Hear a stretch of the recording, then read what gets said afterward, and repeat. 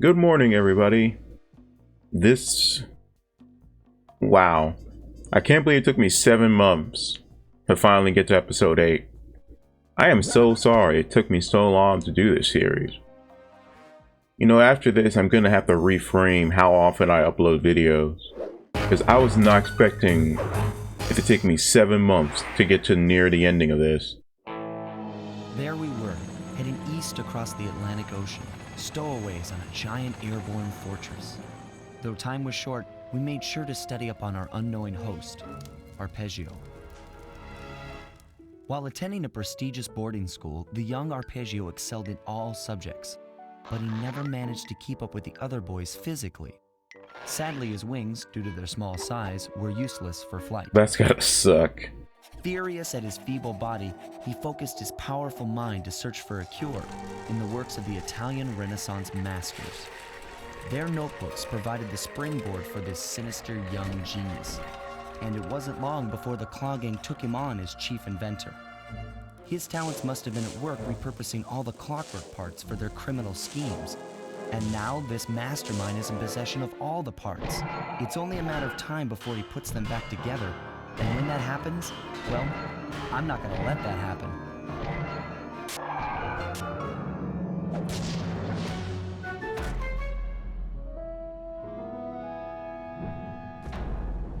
Anatomy for Disaster.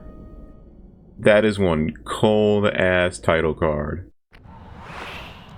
But thanks to Sly, we now even have an explanation as to how the Claw Gang was able to use their various parts and how they were able to, you know, figure out how to use them the way they did.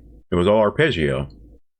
I don't know why you needed him to weld wings onto when your statues was on, but him coming up with using the heart of clockwork for fermenting drugs is insane.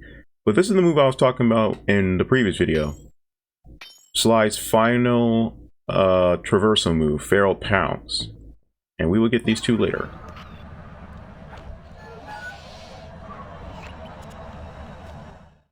And thankfully, this is the perfect area for it because of, as I explained before, the terrain here is very different compared to the others.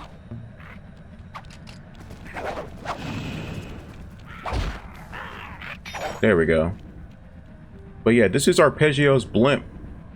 You see what I mean when I said there's a lot of just easy ways to fall? So Feral Pounce acts as a replacement for your regular jump.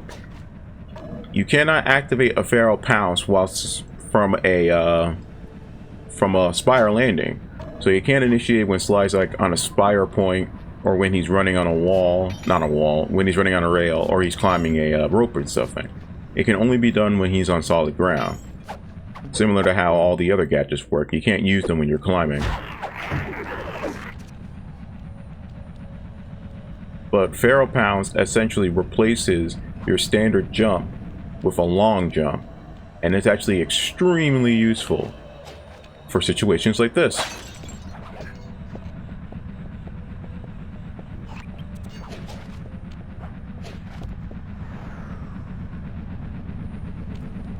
Like, I get why they saved it to the very last episode of the game, but it is very unfortunate that you don't get to play with this move much by the time it becomes available to buy.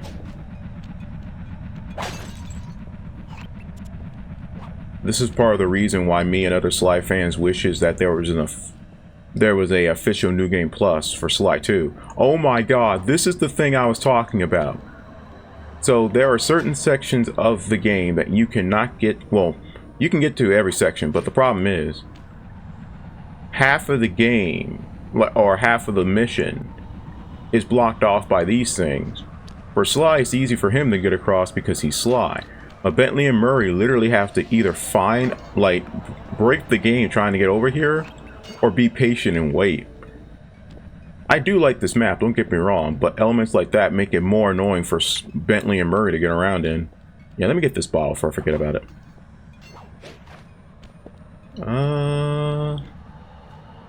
Yeah, I really gotta think about my, See, they need me to go up there and around just to get to these.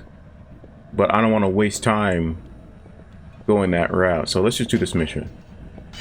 I'm more curious to see how you guys react to what's going to happen here. My instruments have picked up large magnetic fields radiating from inside that blimp.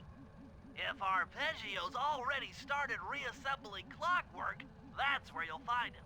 Sounds good. I'm on my way. Don't waste any time here, Sly. Get to the blimp and take some recon photos. To build a plan, we need to know how close they are to reviving clockwork. Relax, Bentley. I've got it under control. Normally, Sly, I would appreciate your optimism, but you did lose all your parts last time, and all of you were pretty depressed about it. Okay, this is how I would get this bottle. Okay, there we go. Sorry, I gotta go. Man, try to throw a rock at me.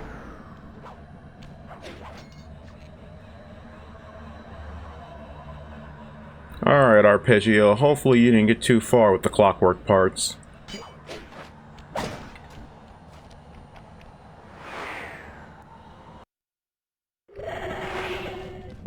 Oh, crap. I had no idea they could reassemble clockwork so fast. Jesus. Calm down, Bentley. He might be in one piece, but he doesn't appear to be, you know, alive. Let's stick to the format here. How about some recon photos? You're right. We need to be informed to create a plan of action. Try to get a shot of Clockwork's head, a mech egg, and one of those spinning magnetic inducers. They seem important to the procedure, but stay away from the guards. If you get detected, we won't have time for a second chance. Got it.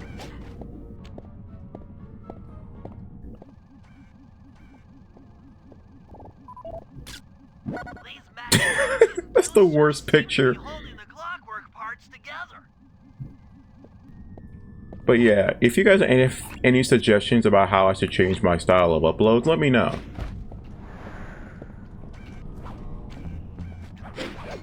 Okay, I heard that beeping. I thought I got detected for a second.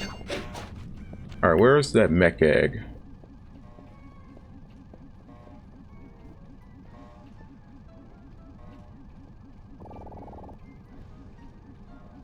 Ah, crap. I need to be closer. Alright.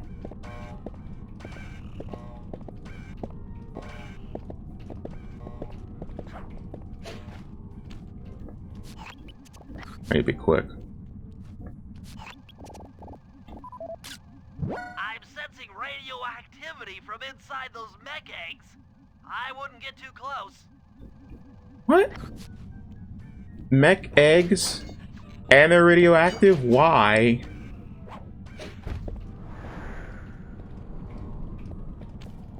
What kind of possible need would you have for radioactive eggs? Oh, they want me to get a center shot of his head. Okay.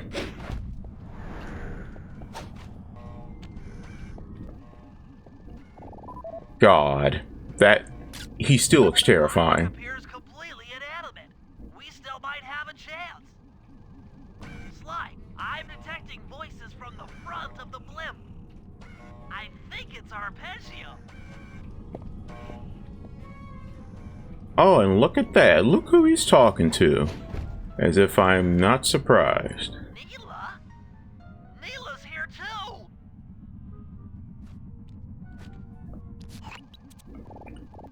Seriously though, I can see them, but they can't see me.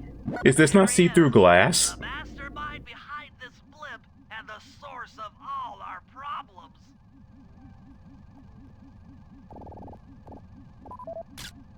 I can't believe it. She must have been working with Arpeggio all along. Ding, ding, ding.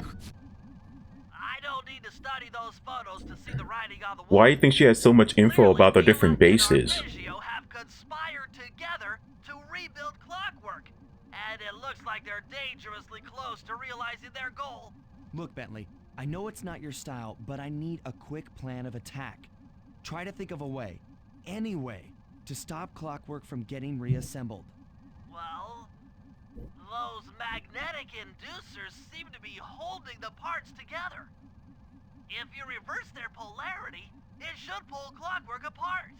Unfortunately, the inducer speed control station is locked down tight.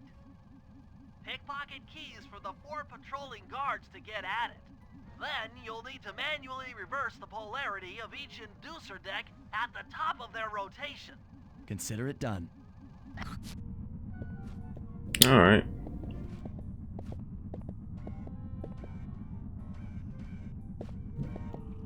I gotta think, because I'm pretty sure this guy right here doesn't move.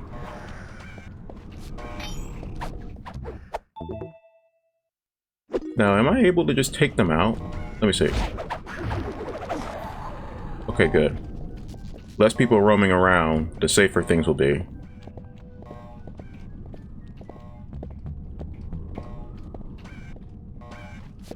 Dang it. Ah, come on. Try not to get too close. Ooh, see? That's exactly why.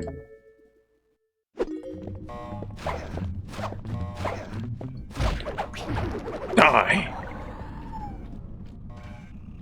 Especially when they walk only a couple feet then stop. That's the part I'm looking out for. Whew.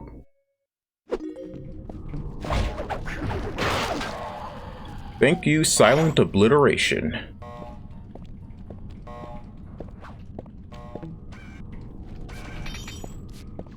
Just gotta get the key. Aha! Now get to the speed control station to slow down the spinning inducers.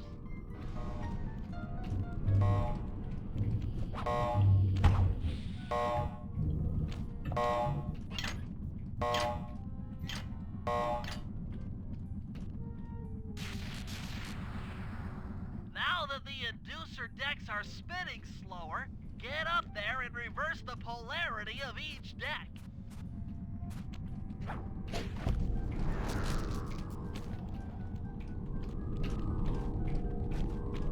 Alright, I gotta start up high and work my way up. Okay. Because we actually have to use Clockwork's body as a way to get up here. Hold on. Because you do have to be at the top, just so that you're standing still to activate these buttons.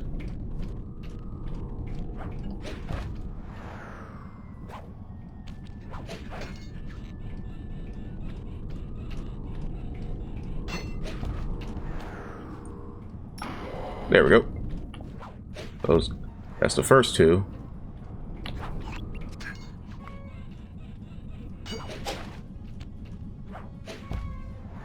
Alright, I gotta use this one.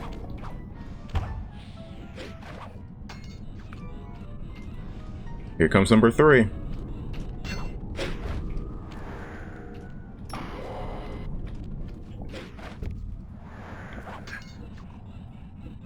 And thankfully, it doesn't have to be completely solid for a slide to stand on, just relatively. There we go. That's it. I did it! I stopped Clockwork from being Shit!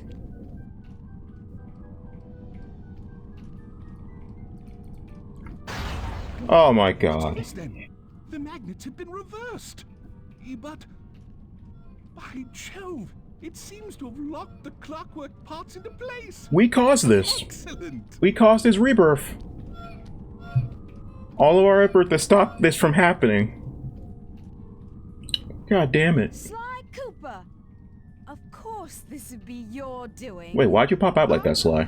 Mr. Cooper, no doubt you believed a reversal would pull the old bird apart, eh? But it seems to have had quite the opposite effect. I'm truly grateful. When fully powered up, I'll join myself to its circuits and be born anew. All this Because you can't fly. You're pathetic. Immortality. Immortality is what I seek. The other Claw Gang members were much too short-sighted. They were satisfied using the clockwork parts to drive their various trivial schemes. But not me. No, I saw them for what they really were. The keys to life eternal. So, what? You had Neela put me on the scent back in Cairo, and then waited while I stole the parts from the other Claw Gang members, all the while not arousing any suspicion that you were behind it all? That's some Kingpin level of planning. Cooper. I had to carry your pathetic gang through that first set of heists. Bitch, you only did like maybe one thing in every episode. Jail. I could finally go after the parts myself. Ah, but acquiring all the parts was only half the equation. Think, Cooper. What kept Clockwork alive for thousands of years? He was fueled by his hatred for my family. Splendid! That's right. Hatred. Putting his gears and wires together was child's play, compared with accumulating that much hatred. You can't make people hate. Oh, My yeah, you poor can. boy. My meticulous mind has found a way. As your hippopotamus friend will attest, spice consumption makes you both angry and susceptible to hypnosis. The Contessa, hypnotist extraordinaire, devised a way to command people through the use of flashing lights. I've created this blimp to be a massive transmitter of those precise light frequencies. The only problem I faced was finding a suitable source of light waves. The Northern Lights. Northern Lights. You've been collecting Northern Light energy so you could hypnotize everyone beneath the blimp. Ding, ding, ding. Hypnotize those who'd eaten food covered in illegal spice. Thank goodness for Dimitri. Through his nightclub, he got the whole city to consume the spice. I love this You're going to game. Paris to unleash a hypnotic light show of hate. That's outlandishly cruel. Cruel, perhaps, but necessary to give Clockwork his spark of immortality. Ah well, my new body awaits me. Be a dear, Neela, and keep him covered. Ta-ta! And the twists keep on coming. Arpeggio. I double-crossed the Cooper gang, Interpol, and Carmelita. What made you think I wouldn't do the same to you? Honestly, Arpeggio, why didn't you consider that? You had all these other stuff planned out, but you didn't plan on a betrayal. You're my protege, not the next candidate for my immortality. I demand you exit the Clockwork frame or... And Arpeggio is now dead. Behold, Clockla is born! Oh, I hate that name. I love this game, but I hate that name. I get why she calls herself that, but it is still terrible. But Clockwork is back. That's a nightmare and a half. As we all know, things are looking grim. Neela has joined herself to the Clockwork frame, and the Union has produced Clockla. She's out and free to terrorize the world. This blimp is still in motion to Paris. I can only assume Arpeggio's autopilot will activate the hate hypnosis light show. If that happens, there'll be no stopping Clockla. She'll be immortal. But we still have a chance. In her new form, she'll need to draw a lot of energy from this blimp's engines to stay strong. If we can disable the engines, that should be enough to weaken her to a state in which we can attack. Getting at these engines will require all three of us to work together in perfect harmony. We've pulled off some tough jobs in the past, but they were just the warm-up round for what we'll be going through tonight. Yeah. Remember when I said that every Claw game member played a role in the ultimate plan? Well, Arpeggio explained it all. The hypnosis from the Contessa, Rajan and his spice, Dimitri's feeding all of Paris with his spice-laced food, and Jean-Besson getting the spice transported to different parts of the world. All of it played a role in Arpeggio's ultimate plan. That's why I love this game's story. I love how every single character, every single moment will ultimately plays a role in what happens by the ending. Like, even Murray getting drugged was just a little hint to tell you guys hey, this drug is bad, look at its effects. Alright, so I'm not going to do any more missions in this video. I really just wanted to get that mission done with. Because other than Charge TNT Run, the rest of these missions are team-up missions between 2 members of the gang. And all the different combinations. So I look forward to doing those. And now that Clockwork is around, you will actively... I'm not going to call her Clockwork. You will actively see her flying around. She can't attack you unless you get caught up in her spotlight. But all she really does is fire missiles at you, I think. But it is still scary to see this thing flying around. But I'm going to cut the video off here, everybody. Thank you guys for sticking around for this long. Again, I am so sorry that it took me 7 months to do. But at least we know that it'll be done before the end of March. And I can finally move on to something else.